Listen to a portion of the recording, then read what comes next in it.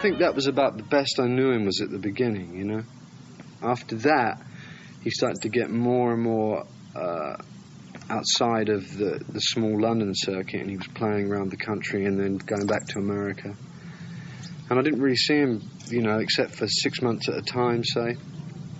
And then I got to know him less and less. But at the beginning, you know, when I was living in London, he used to come round to the flat a lot and stay there. We had a great time, really.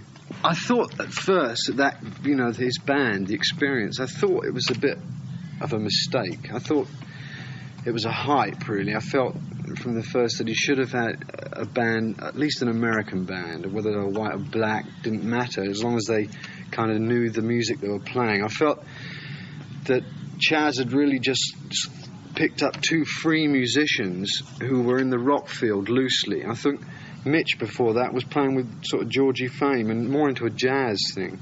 I don't know what Noel was doing, but I mean, it didn't take him long. Once Jimmy sort of introduced him to his music, they really got into it very quickly. But I thought at first that it could have been a better band or a bigger band, but it worked in the end, obviously. He'd been in England, I think, about a week, and they'd just got the Experience together.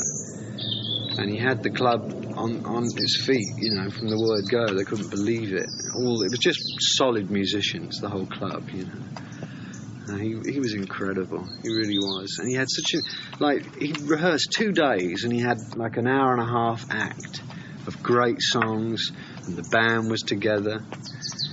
Still, he could have been up there on his own, you know, he didn't really need anybody else. He could play on his own and do it perfectly. The first time I saw him, I think he was wearing a suit.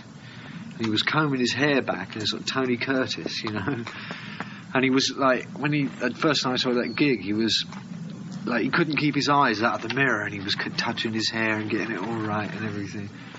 And he was like that all the time, really, just freaking out with his clothes, you know.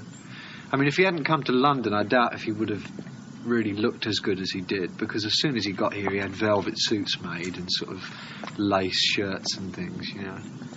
And it suited him so perfectly, and that's what London wanted right then, and he filled the gap perfectly. As far as I was concerned, he was in the same category. He was in the same calibre as people like Howlin' Wolf. So it was almost like walking up to Howlin' Wolf and saying, "Have you heard Muddy Waters' latest album? You know, who am I?" So, you know what I mean? So we didn't really talk about it like that at all, and I didn't actually know that he had a collection of records. Like I said earlier on, I felt that it was just part of him, you know, like most blues singers.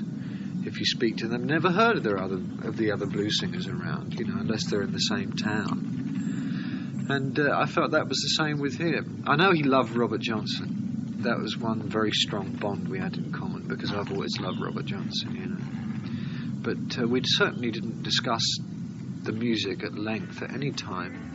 You know, we talked trivia, really.